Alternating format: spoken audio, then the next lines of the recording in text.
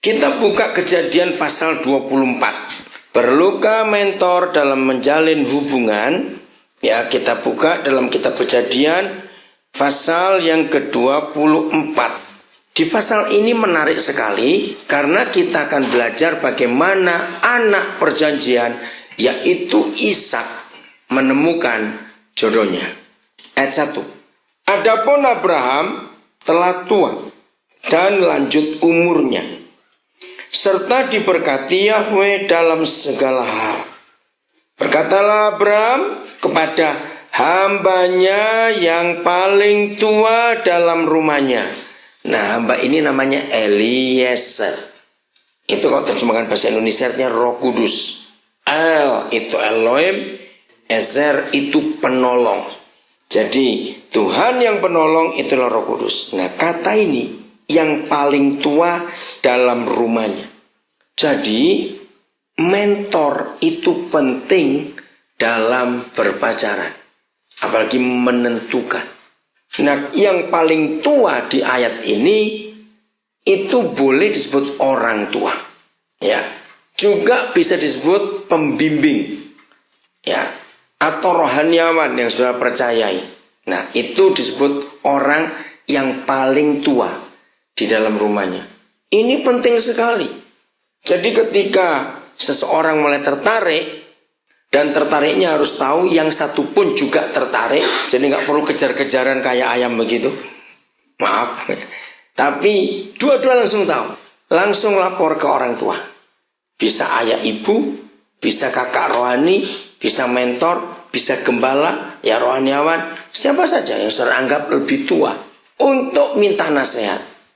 Maka itu kalau kita lihat firman ini jelas nggak ada yang kejar-kejaran karena dua-dua langsung tahu kok. Oke, jadi Tuhan itu sudah berbicara dari awal. Itu sangat mutlak dalam hidup pacaran yang menentukan siapa calonnya nanti. Harus ada yang ngawasi. Ya, tetap beri tanda Kejadian 24, nanti kita kembali ke situ. Lihat kitab Hakim-Hakim pasal 14. Ya, hari itu Simson tertarik pada seorang gadis. Ayat 1. 14 ayat 1. Simson pergi ke Timna dan di situ ia melihat seorang gadis Filistin. Ia pulang, lihat, memberitahukan kepada siapa? Ayahnya dan ibunya. Nah, saya tidak bahas kalimat berikut itu. Jadi, begitu mulai tertarik dan orang yang kita tertarik pun tertarik balik, langsung bicara kepada orang tua atau mentor. Jangan sampai tidak. Untuk mendoakan, untuk jadi penasehat, untuk jadi pelindung, untuk jadi pagar dalam hidup itu. Harus melibatkan orang yang dituakan dalam hidup supaya tidak salah. Karena kalau sampai nggak ada orang yang dituakan jadi seenaknya. Ingat, bahaya percabulan itu yang harus dijaga dalam hidup ini supaya tidak salah. Oke? Kita lihat contoh yang lain lagi. Bagaimana Alkitab ini sungguh-sungguh serius di dalam masalah perjodohan itu. Ya, Kejadian pasal yang ke-41. Yusuf menikah, mentornya Firaun. Kejadian 41 ayat 45. Lalu Firaun menamai Yusuf, itu nama Ibrani itu, dengan nama Mesir, Safnat Paaneah. Serta memberikan Asnat anak Potifera, imam Dion, kepadanya menjadi istrinya. Demikianlah Yusuf muncul sebagai kuasa atas seluruh tanah Mesir. Nah, kebetulan untuk Yusuf umurnya jelas ayat 56. Yusuf berumur 30 tahun ketika ia menghadap Firaun, raja Mesir itu. Nah, kita lihat dua contoh tadi. Adam kapan menikah setelah dia bisa bertanggung jawab. Ternyata Yusuf juga sama. Kapan Yusuf menikah? Setelah visi yang Tuhan berikan kepada Yusuf itu digenapi. Jadi orang nomor 2 di kerajaan Mesir. Yusuf jadi orang yang hebat. Yusuf bisa menjadi wakil Firaun yang sangat kaya dan sangat berkuasa pada waktu itu. Nah, begitu visinya selesai, maka mereka menikah. Nah, ini penting sekali. Yang menikah harus menikah bukan cuma dengan orangnya, tapi menikah dengan visi hidupnya. Maaf kalau saya beri contoh tentang diri saya sendiri. Sebelum saya menikah, Tuhan memberi saya visi untuk Papua. Saya harus memintarkan anak-anak Papua. Saya harus buat sesuatu untuk anak-anak Papua. Jadi nggak cuma sekedar melayani mereka. Nah, saya waktu itu nggak mau menikah. Kenapa saya nggak mau menikah? Karena saya takut menikah. Kenapa saya takut menikah? Karena saya banyak melihat contoh yang jelek dari beberapa istri hamba Tuhan. Jadi banyak rekan saya hamba Tuhan yang pelayanannya kacau gara-gara istrinya. Itu mengerikan sekali. Itu saya bilang, Tuhan, lebih baik saya nggak menikah kalau begitu. Nah, apalagi setelah saya tahu Tuhan memberi saya visi tentang Papua. Mana ada cewek mau diajak pindah ke sana? Nah, Tuhan guyon. Guyonnya di mana? Dia mempertemukan saya dengan orang Indonesia, tapi dia warga negara Kanada dan sudah lebih dari separuh umur hidupnya tinggal di Kanada. Kan guyon. Mencari di Indonesia aja untuk bisa ajak ke Papua masih mikir-mikir. Tahu-tahu ini diberi yang dari Kanada, warga negara Kanada, dan cuma dia orang Indonesia. Nah, karena saya sudah belajar tentang visi ini, maka saya bilang kepada dia, saya cerita kepada mentor saya cuma bilang, kalau memang ini dari Tuhan, berarti kamu siap ikut saya pindah ke Papua. Itu visi saya. Saya beri waktu dia 3 bulan untuk berdoa, untuk mikir. Dan 3 bulan kemudian saya tanya lagi, bagaimana? Ya, saya siap. Saya yang kaget. Saya pikir dia nggak siap. Ternyata dia siap. Nah, kami sudah 20 tahun menikah. Tahun ini, saudara, semua orang yang kenal saya betul-betul melihat bahwa istri saya itu datangnya dari Tuhan. 2 hal. Nomor 1, orang yang kenal saya dari saya belum menikah, mereka melihat perbedaannya setelah saya menikah. Bahwa kelihatan sekali istri saya itu orang yang sangat luar biasa. Karena kan kelihatan. Seorang suami yang salah menikah, menderita nggak di hidupnya? Pasti dia menderita. Nah, teman-teman itu memperhatikan setelah saya menikah, beda pelayanan saya. Saya lebih semangat, saya lebih kuat, saya lebih berani. Karena dia mendorong. Nah, yang kedua ini lebih luar biasa. Sekarang ini dia lebih betah tinggal di Papua daripada di Jakarta atau Surabaya atau ke negara manapun juga. Saya kagum sekali. Bayangkan kalau saya salah menikah.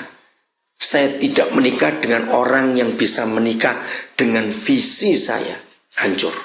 Maka itu jatuh cinta itu tidak hanya sekedar penampilan. Enggak. Bahaya.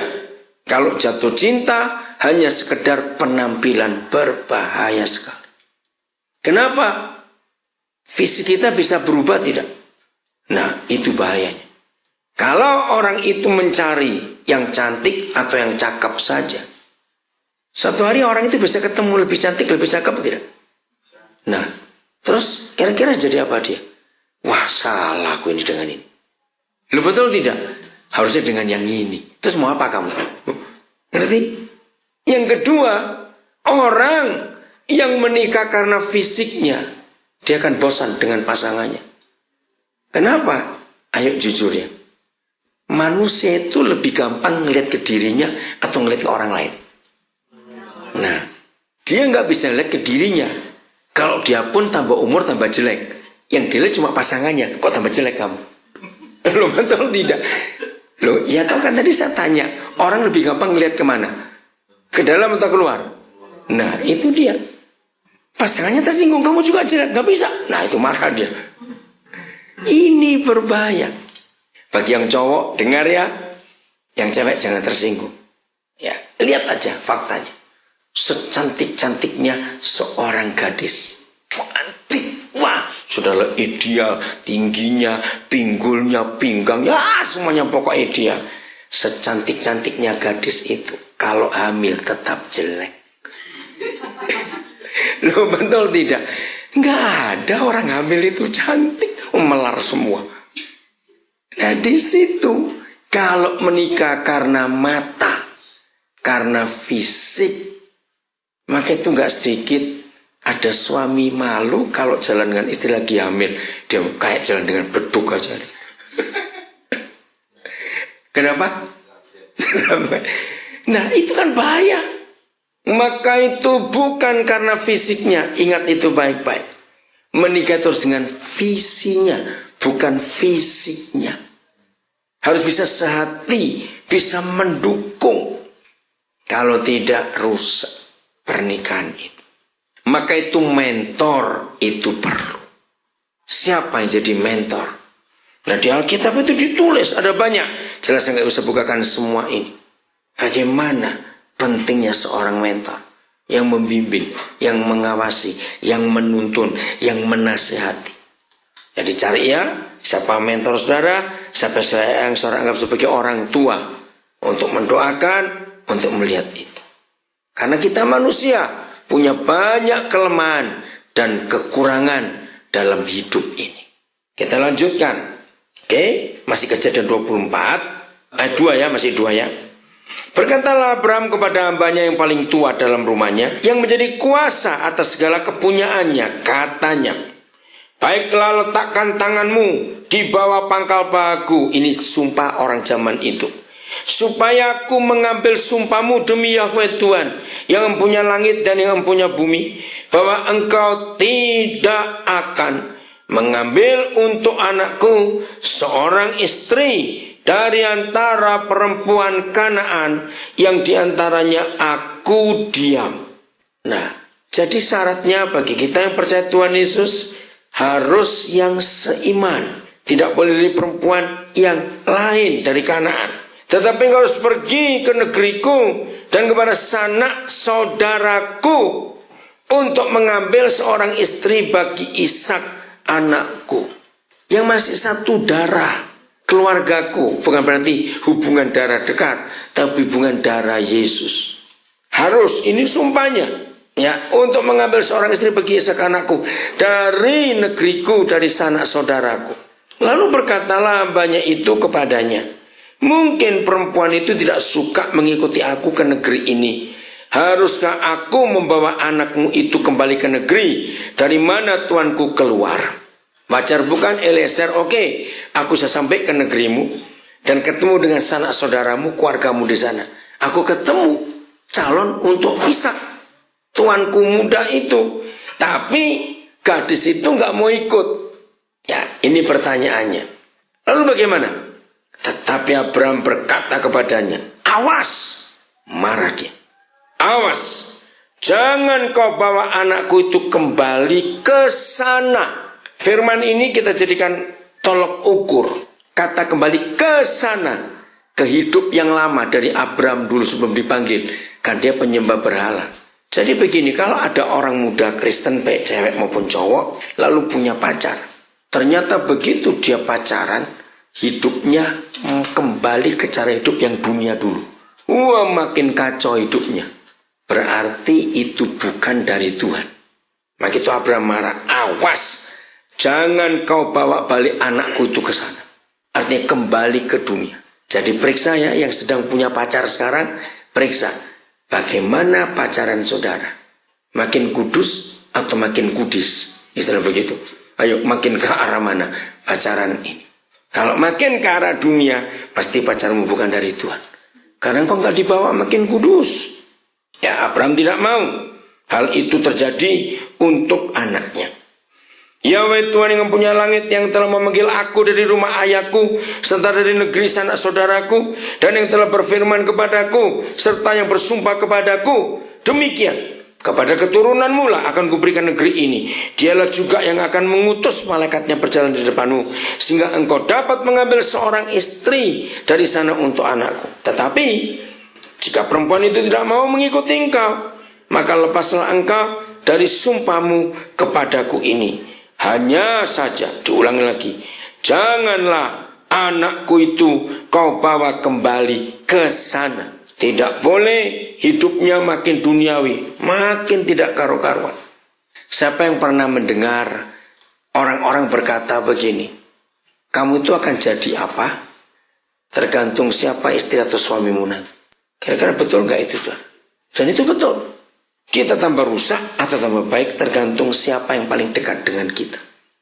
Maka itu jangan sampai salah. Karena harus ada mentor itu yang ngawasi, yang menasihati. Ya terbukalah kepada mentor itu.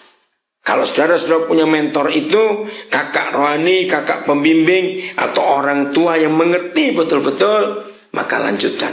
Nanti mereka akan mendoakan, menasihati, menolong, dan sebagainya. Jelas ya?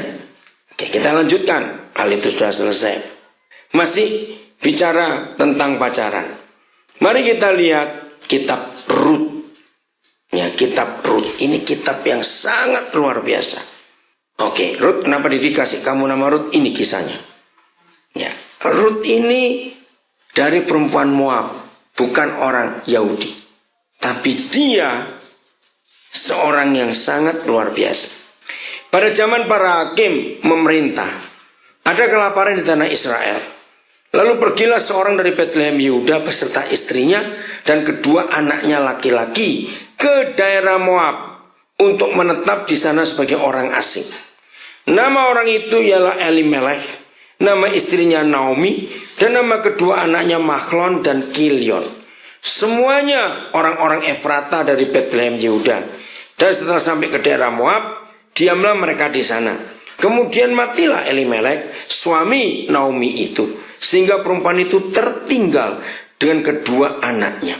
Keduanya mengambil perempuan Moab. Yang pertama bernama Orpa, yang kedua bernama Rut. Dan mereka diam di situ kira-kira 10 tahun lamanya. Lalu matilah juga keduanya, yakni Mahlon dan Kilion. Betapa sedih hidup Naomi ini. Sehingga perempuan itu kehilangan kedua anaknya dan suaminya. Kemudian berkemaslah ia dengan kedua menantunya, dan ia pulang dari daerah Moab. Sebab di daerah Moab ia telah mendengar bahwa Yahweh telah memperhatikan umatnya dan memberikan makanan kepada mereka. Jadi Naomi ingin pulang kampung karena sudah ada makanan di sana. Ayat 8. Berkatalah Naomi kepada kedua menantunya itu, pergilah, pulanglah masing-masing ke rumah ibunya. Yahweh kiranya menunjukkan kasihnya kepadamu seperti yang kamu tunjukkan kepada orang-orang yang telah mati itu dan kepadaku. Kiranya atas karunia Yahweh kamu mendapat tempat perlindungan masing-masing di rumah suaminya. Wajar bukan kalau mama mertua ini menyuruh menantunya ini balik? Karena dia miskin, gak punya apa-apa. Maksudnya kamu masih bisa menikah, pulang ke negerimu sana. Aku mau pulang ke kampung halamanku. Ayat yang ke-9 ya. 9 di sini. Lalu diciumnyalah mereka. Tetapi mereka dua menantu ini menangis dengan suara keras dan berkata kepada Naomi, mama mertuanya, tidak, kami ikut dengan engkau pulang kepada bangsamu. Tetapi Naomi berkata, dengarkan, inilah kesetiaan yang luar biasa. Tetapi Naomi berkata, pulanglah anak-anakku. Mengapakah kamu turut dengan aku? Bukankah tidak akan ada lagi anak laki-laki yang kulahirkan untuk dijadikan suamimu nanti? Pulanglah anak-anakku, pergilah, sebab sudah terlalu tua aku untuk bersuami. Seandainya, bayangkan ini mama mertua yang hebat sekali. Seandainya pikirku ada harapan bagiku, dan sekalipun malam ini aku bersuami, bahkan sekalipun aku masih melahirkan anak laki-laki, masakan kamu menanti sampai mereka dewasa? Nggak lucu. Nanti ada oma menikah dengan cucu. Ini kan jodoh jadi oma. Kalau gua anaknya apa itu, mama mertuanya punya anak lagi. Masakan karena itu kamu harus menahan diri dan tidak bersuami? Janganlah kiranya demikian anak-anakku. Bukankah jauh lebih pahit yang aku alami? Artinya sudahlah, aku sudah tua, tidak apa-apa. Kamu harus menikah lagi daripada kamu, sebab tangan Yahweh teracung terhadap aku. Menangis pula mereka dengan suara keras. Lalu Orpa mencium mertuanya itu minta diri, tetapi Rut tetap berpaut padanya. Ini kisah yang luar biasa. Saudara, kesetiaan itu mutlak. Maaf ya, jangan tersinggung. Maka itu yang hobinya suka ganti-ganti pacar, bertobat. Sudahlah, saudara nggak akan bisa ketemu orang yang cocok. Coba kita mikir, apa yang diharapkan Ruth dari mertua miskin? Maaf, kalau Ruth itu punya mertua kaya raya, ikut masuk akal nggak? Apa? Kok masuk akal kenapa? Nggak lama dia mati juga. Ada warisan. Tapi Ruth tahu mama mertua ini nggak punya apa-apa. Suami mati, anak mati, tanah nggak punya apa, nggak punya. Nah, apa yang dilihat? Saudara, ternyata kesetiaan itu penting. Yang sudah menikah ini penting dipelajari. Setia. Kalau setia, nggak akan ganti-ganti pasangan. Satu seumur hidup. Ya, pegang ya. Jadi nama Ruth itu artinya setia. Yesus Tuhan kita itu setia. Hebat sekali. Ya, kita tinggalkan dulu kitab Ruth. Kita buka 2 Timotius 2 ayat 13. Oke? Jika kita tidak setia, Tuhan Yesus bagaimana? Tetap setia. Karena dia tidak dapat menyangkal dirinya. Apa arti kata lain tidak setia? Berkhianat. Ingkar. Enak nggak dikhianati? Suka tidak diingkari? Enggak. Tapi aneh. Mengapa ketika dia tahu kita tidak setia, Yesus tetap setia? Ingat ya, satu-satunya agama di dunia. Satu-satunya agama di dunia. Yang Tuhannya mengajarkan kepada umatnya. Aku mempelai laki-lakimu. Dan kamu, gerejaku itu mempelai perempuanku. Itu cuma Tuhan Yesus. Ada yang belum tahu di Alkitab ada tulisan itu. Perjanjian baru mengajarkan kita ini mempelai perempuannya Tuhan Yesus. Dan Tuhan Yesus mempelai laki-laki kita, suami kita. Ini gambaran yang sangat luar biasa. Nah, di dalam pernikahan ini, saya tanya kepada saudara, kalau kita sebagai mempelainya Tuhan Yesus, kita pernah selingkuh atau sering selingkuh? Nah, kita sering selingkuh. Lalu bagaimana suami surgawi kita? Dia ngapakan kita? Dia waktu dia tahu kita selingkuh, dia tetap setia. Ini luar biasa. Saya pendeta yang sering sekali memberkati pernikahan. Dan saya dijuluki pendeta paling sadis se-Indonesia. Sebab kalau saya berkati pernikahan, itu pengantin laki saya suruh di antara janji nikah salah satu kalimat, kalau aku selingkuh, aku mati. Harus. Ada yang pernah protes, kenapa harus tajam itu? Saya cuma jawab, udahlah, kalau memang kamu gak niat selingkuh, apa susahnya ngomong itu? Betul tidak? Jadi nanti kan harapan kamu menikah tuh, suamimu suruh ngomong begitu. Ada yang belum diundangirin? Datang aja, gak usah tunggu undangan. Ini beritahu ya oleh pendetanya, suruh ngomong, kalau aku selingkuh aku mati. Serius saudara. Itu persyaratan.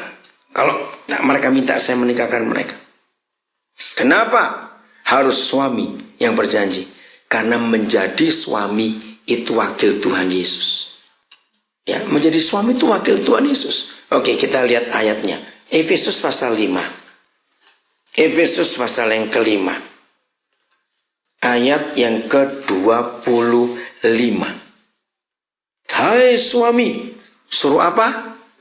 Kasihilah istrimu sebagaimana Kristus telah mengasihi jemaat dan telah menyerahkan dirinya baginya. Coba baca. Sebagaimana Kristus. Jadi suami itu apanya Tuhan Yesus?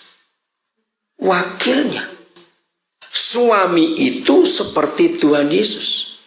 Karena Tuhan Yesus itu suami atas kita. Berapa kali kita selingkuh, dia mengampuni dan menerima kita. Dia nggak buang kita. Nah, setia. Ruth itu lambang kesetiaan. Tuhan Yesus itu setia. Saya baca terus ya, ayat 26. untuk menguduskannya sesudah ia menyucikannya dengan memandikannya dengan air dan firman. Itu suami, saudara. Supaya dengan demikian Yesus menempatkan jemaat atau gereja di hadapan dirinya dengan cemerlang, tanpa cacat atau kerut atau yang serupa itu, tetapi supaya jemaat kudus dan tidak bercela. Diulangi lagi, demikian, ayo baca, demikian juga suami harus mengasihi istrinya sama seperti tubuhnya sendiri. Nah, saudara, hanya kitab suci ini yang memberi gambaran suami istri itu hubungannya kepala dengan tubuh. Tidak ada Tuhan lain di agama apa saja, tidak ada buku apa saja yang menggambarkan sehebat ini. Jadi begitu menikah, laki-laki potong badan, tinggal kepalanya saja. Gadis potong kepala, tinggal badannya saja. Jadi kepalanya si cewek digabungkan dengan tubuhnya si cowok, dikubur. Maka kepalanya cowok nempel ke tubuhnya cewek. Itulah suami istri. Maka itu tidak ada perceraian, karena Tuhan benci perceraian. Kalau bercerai itu artinya gini, siapa yang pernah mengalami sakit kepala nggak habis-habis. Udah migrain, sudah obat, sudah ke dokter, sudah dijambak, dipukul, ditarik, diapakan saja. Enggak sembuh-sembuh. Apakah tubuh bilang, aku bosan punya kepala kayak kamu, mau ganti kepala lain saja. Jadi dia potong kepalanya, artinya dia mati, bunuh diri. Begitu pula kepala. Ada orang yang sakitnya itu enggak habis-habis. Gantian aja sakit selama sebulan, keliling sakit lagi, terus begitu tubuhnya. Maka kepala nggak akan berkata, wah kalau aku punya tubuh kayak kamu bisa bangkrut walaupun ada asuransinya ini. Aku mau ganti tubuh yang lain. Dia juga bunuh diri. Jadi hanya Alkitab yang mengajarkan suami istri itu kepala dengan tubuh. Kalau ada kepala dengan tubuh, pengambil keputusan tubuh atau kepala? Kepala. Istri boleh usul, kepala yang memutuskan. Tahu penyakit Parkinson? Tahu Parkinson enggak? Orang Jawa bilang buyutan dulu.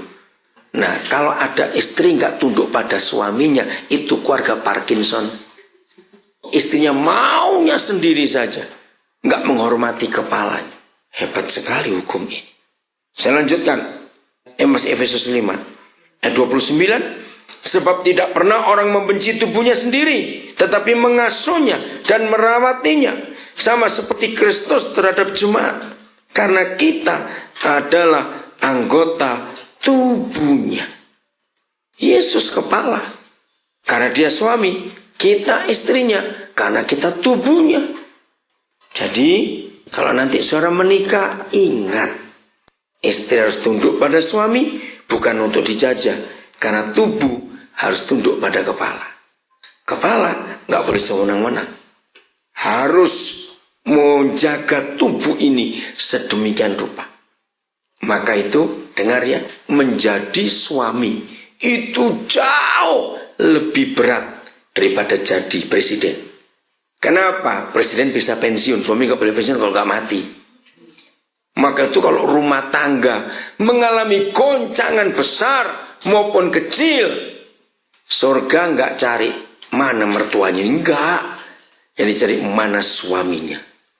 Dan itu kepala, nggak main-main. Maka itu pria-pria, jadilah seorang yang bisa bertanggung jawab atas kehidupan. Katakan amin. Jangan kita macam-macam. Betul-betul bertanggung jawab. Ingat kalau ke dokter juga. Kalau ada orang sakit ke dokter. Ini tubuh istilahnya sudah diobok-obok, sudah dironsen, periksa darah, periksa kotoran, periksa kencing, sudah endoskopi, sudah ronsen, wah sudah semuanya lah. Tapi tetap sakit dan gak ketahuan sakitnya. Ayo, walaupun tidak semua saudara pernah begitu.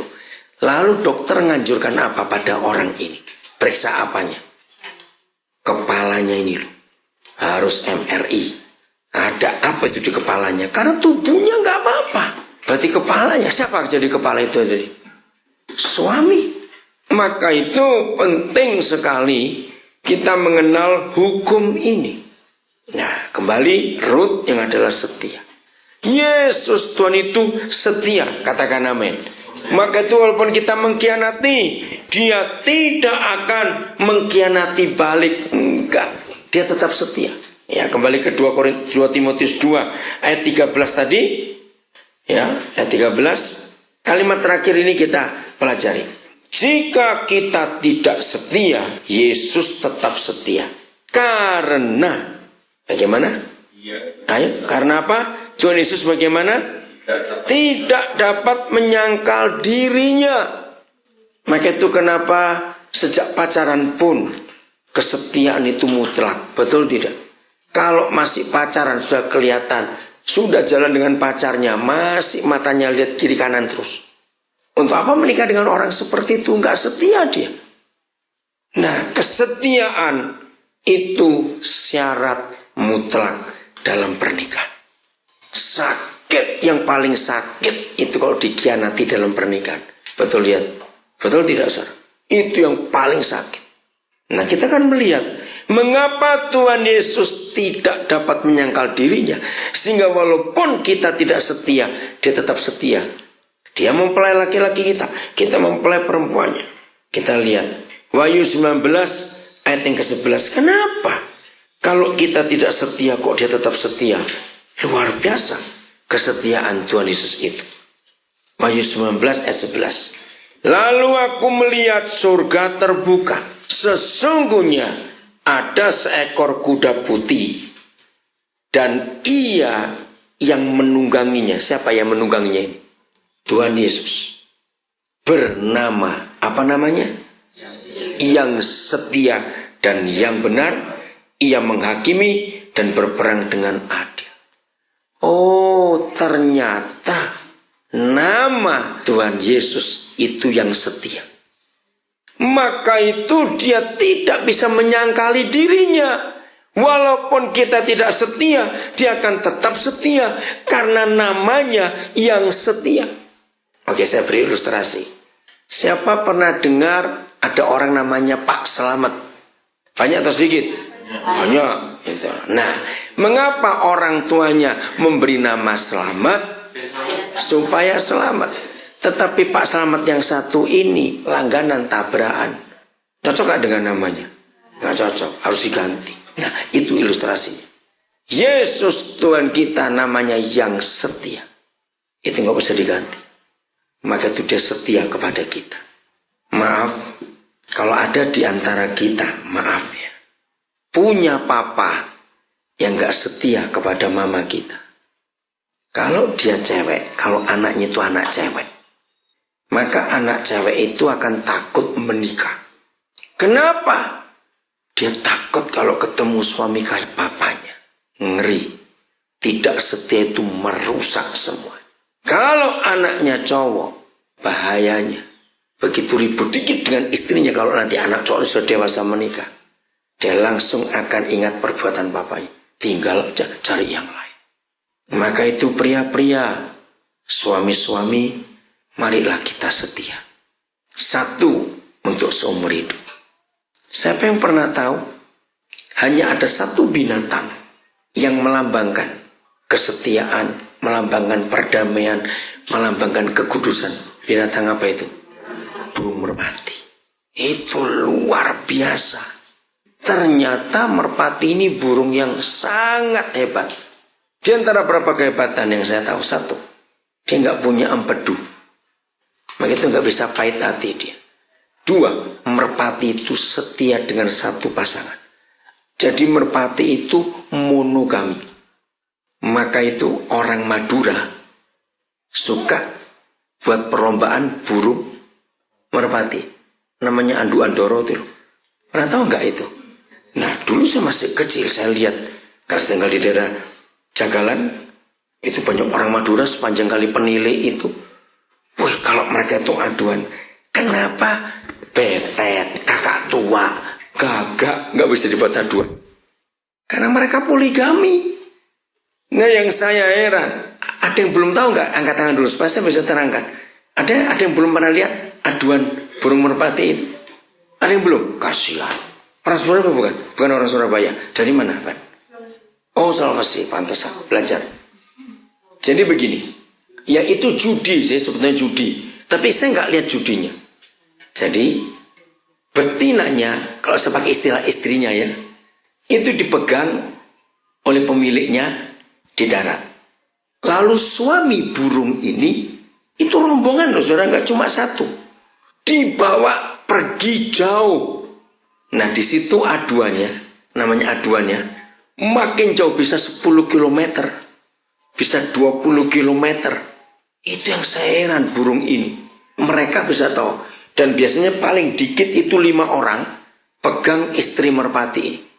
Ya Ven gini megangnya Ven. Ya. Jadi kakinya burung itu dibawa ke ekornya belakang. Lalu dipegang dengan 4 jari sampai nutup bagian ekor. Terus ditutup dengan ibu jari kita. Ya. Sayapnya nggak boleh dipegang. Karena untuk orang mertuawan dikeper. Itu jadi begini. Nah itu yang saya heran. Begitu semua pemegang istri merpati ini ngeliatin dari atas, dari bawah.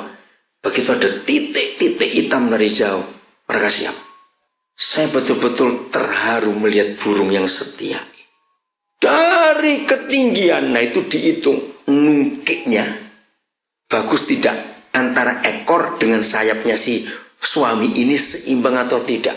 Terus menungkiknya itu atau belok-belok, itu diukur semua. Bisa bayangkan nggak yang belum tahu cara itu? Ini kan banyak istrinya ini di bawah, betul? Si suami nggak pakai kacamata loh dari atas sana. Ngerti nggak Cok maksud saya itu? Nggak pernah keliru. Jadi selama saya pernah lihat mereka aduan burung merpati ini, nggak ada merpati. Shoot, keliru tuh sebelah. Itu nggak pernah ada. Itu yang saya kagum saudara. Burung ini hebat sekali. Langsung dia tahu mana istriku. Maka itu kenapa dunia menjadikan dia simbol kesucian, perdamaian, kesetiaan. Itu pasti merpati. Jadi kalau ada di antara saudara yang belum menikah dan punya hati tidak setia, terus main mata kiri kanan terus, sudah nggak usah kawin sampai mati kamu. Ngerti kata-kata itu? Itu akan menyengsarakan keluargamu nanti. Ruth itu pribadi yang setia. Sudah jelas mama mertuanya nggak punya apa-apa. Untuk apa ikut? Iparnya aja pergi balik. Karena Orpa sadar, iya ngapain aku ikut mama mertua miskin begini. Apalagi aku disuruh pulang. Kesetiaan itu penting dalam satu pernikahan. Ingat itu baik-baik.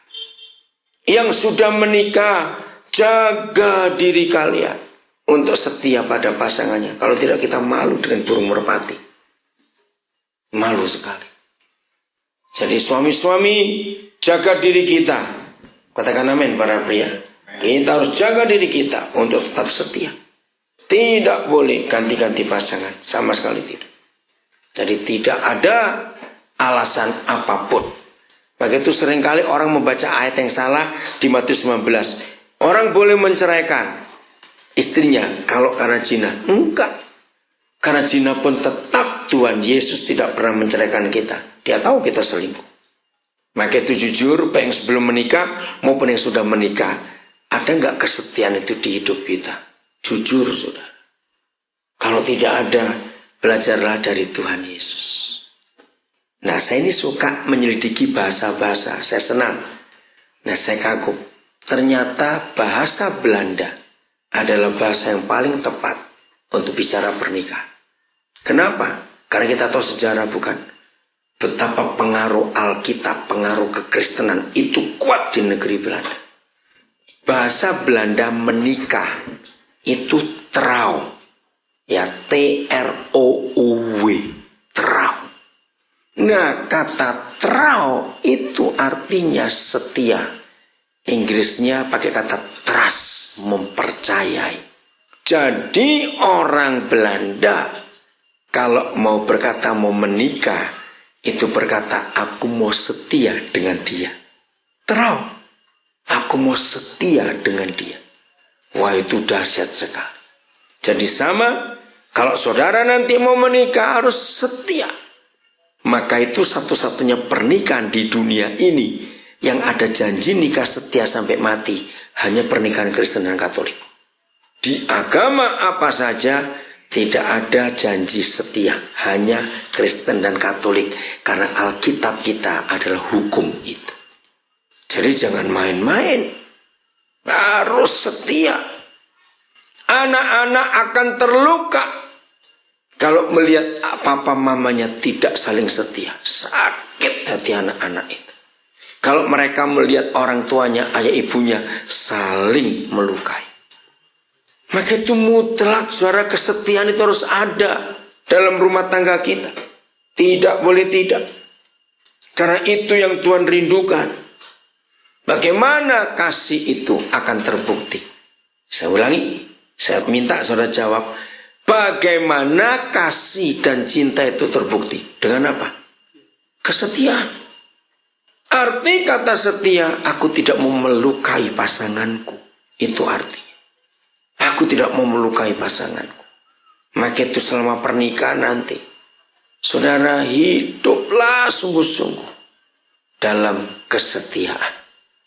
Maka itu dalam pernikahan tidak boleh ada curiga. Sama sekali tidak boleh ada curiga. Kesetiaan diwujudkan dengan rasa saling percaya satu dengan yang lain. Mari kita baca Kejadian 2 ayat 25. Inilah satu-satunya ayat yang paling jelas dalam seluruh Alkitab untuk mempertahankan kesetiaan. Kejadian 2:25. Firman ini untuk siapa waktu itu diucapkan?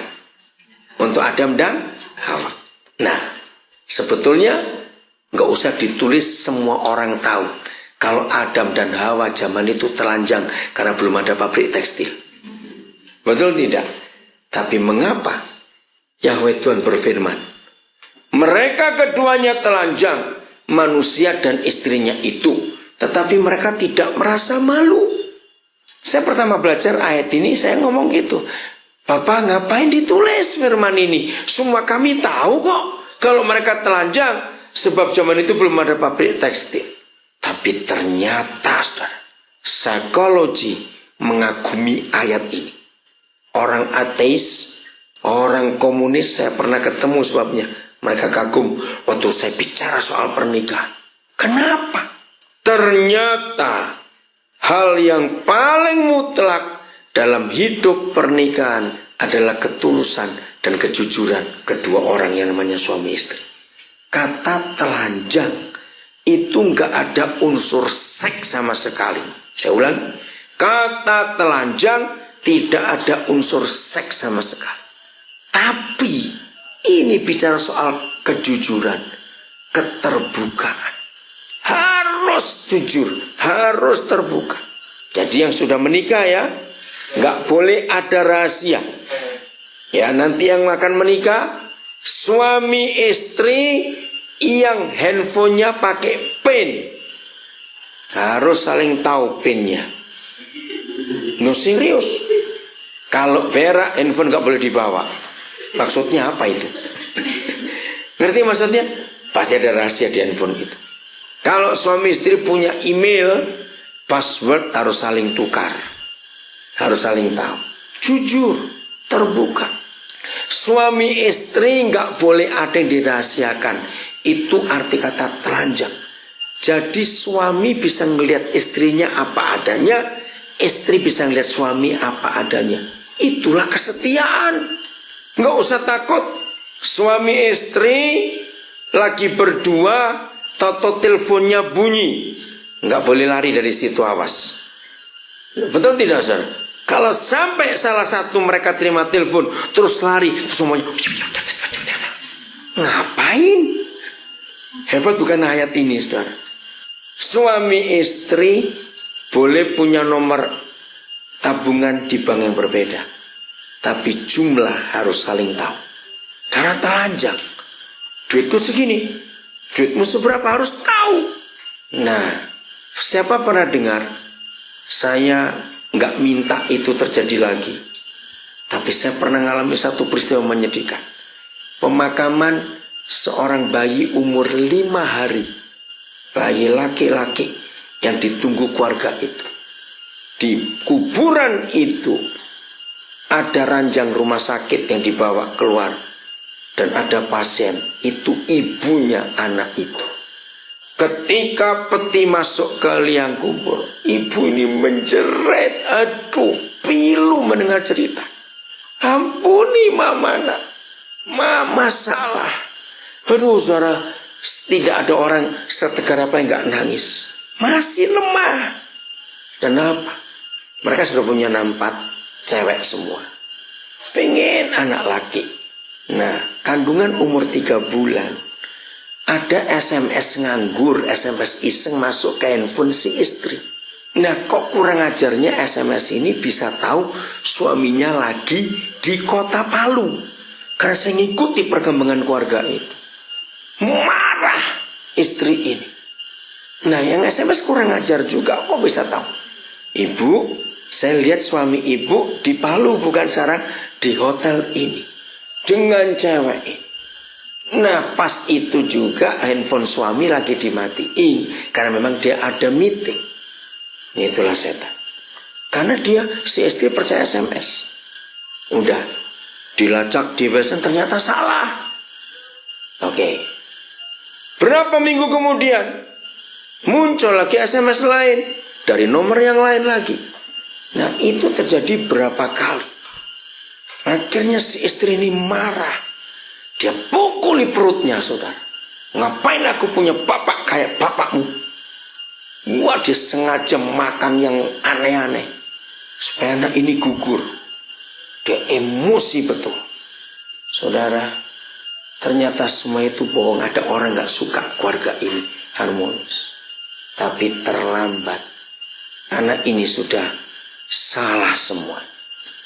Lahir belum waktunya, harus operasi karena pendarahan semua. Begitu dikatakan dokter bayimu meninggal, ternyata harus operasi. Ternyata hidup. Karena seneng bukan? Tapi sudah bermasalah.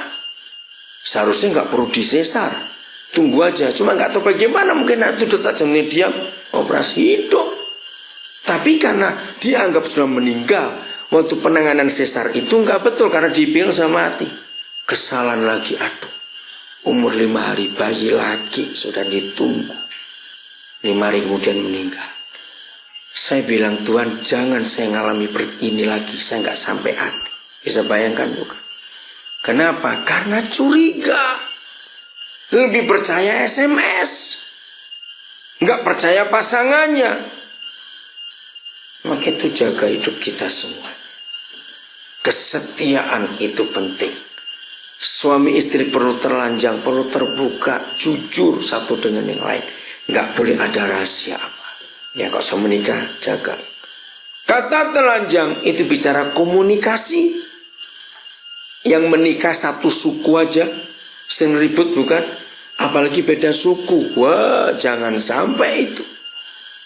Nah, komunikasi. Karena kata telanjang itu terbuka. Nggak ada rahasia. Komunikasinya baik. Apa-apa didiskusikan, apa-apa dibicarakan, apa-apa ayo duduk sama-sama.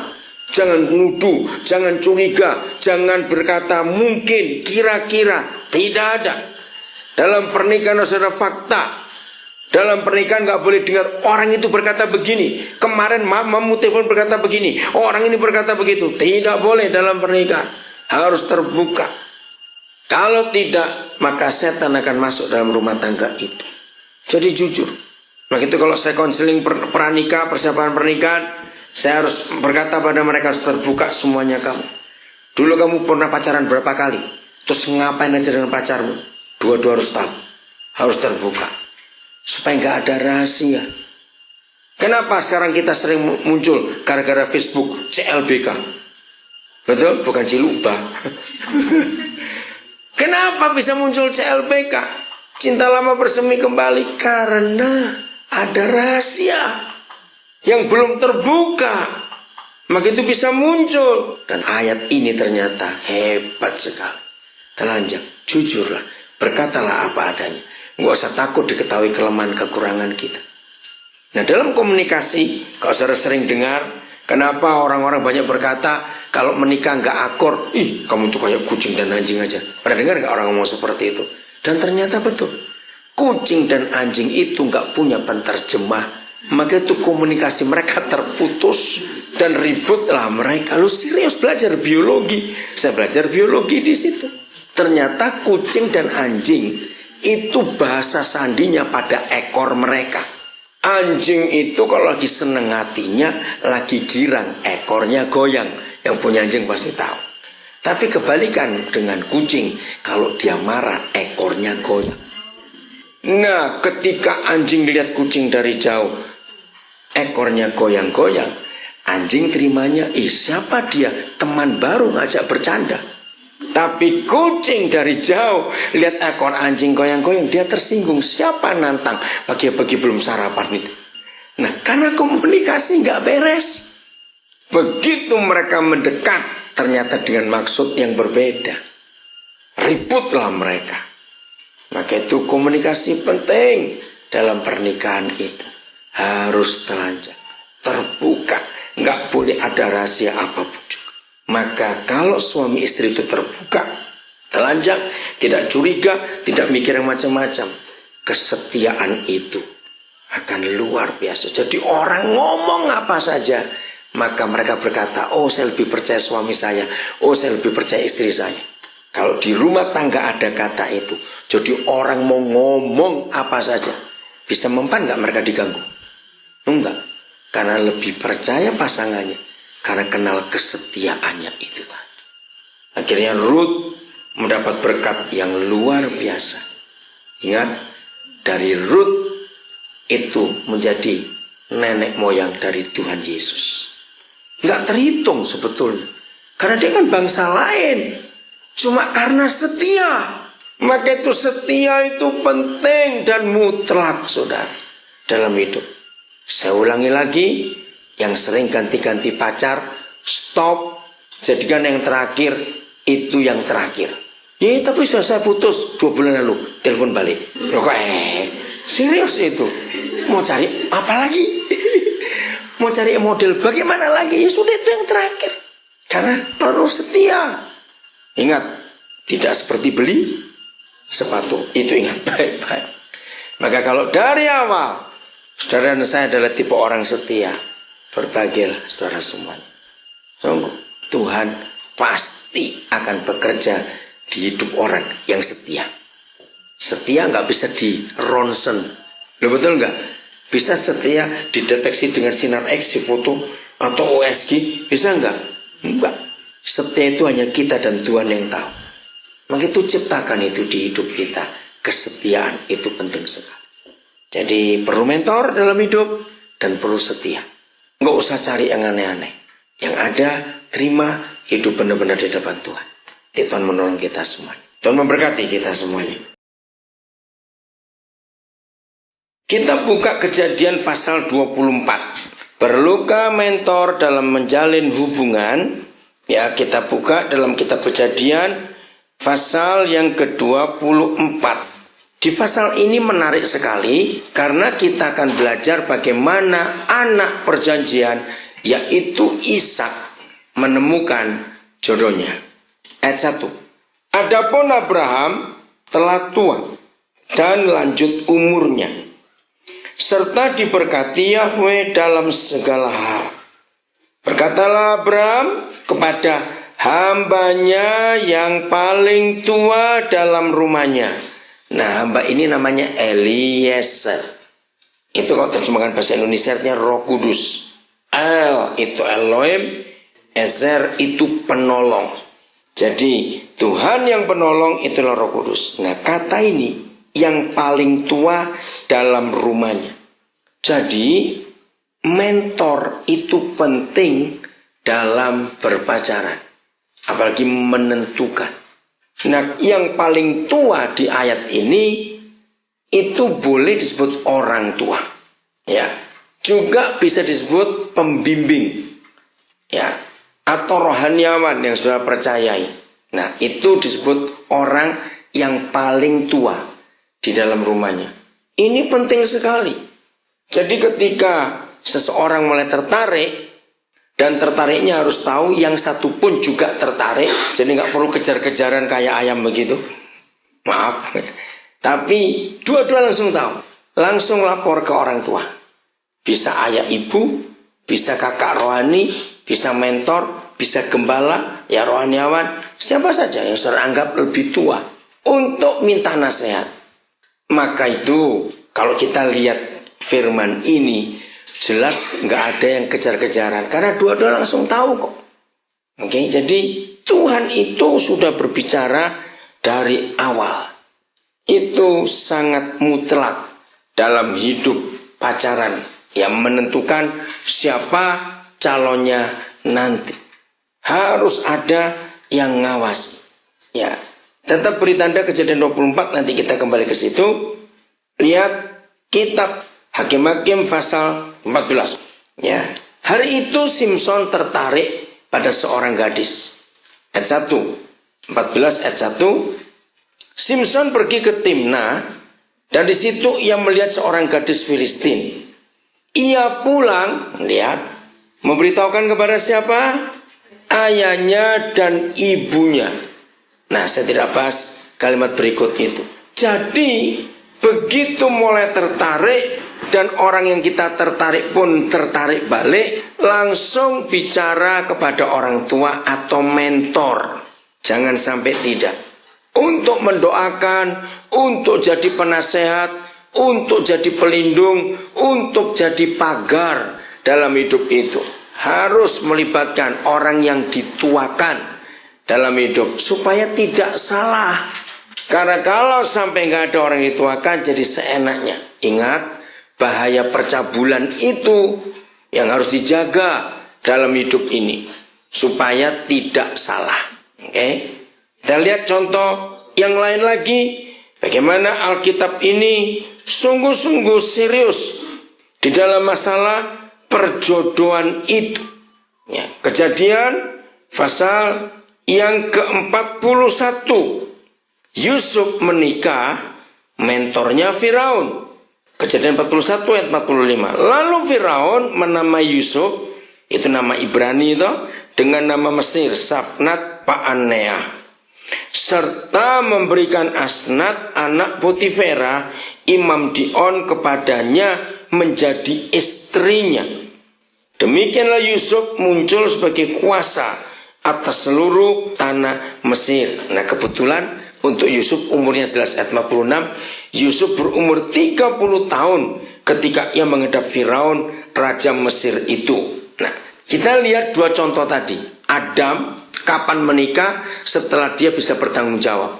Ternyata Yusuf juga sama. Kapan Yusuf menikah? Setelah visi yang Tuhan berikan kepada Yusuf itu digenapi. Jadi orang nomor 2 di kerajaan Mesir.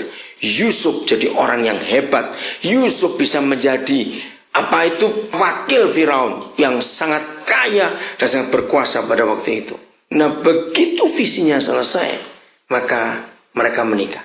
Nah, ini penting sekali. Yang menikah harus menikah bukan cuma dengan orangnya, tapi menikah dengan visi hidupnya. Maaf kalau saya beri contoh tentang diri saya sendiri. Sebelum saya menikah, Tuhan memberi saya visi untuk Papua. Saya harus memintarkan anak-anak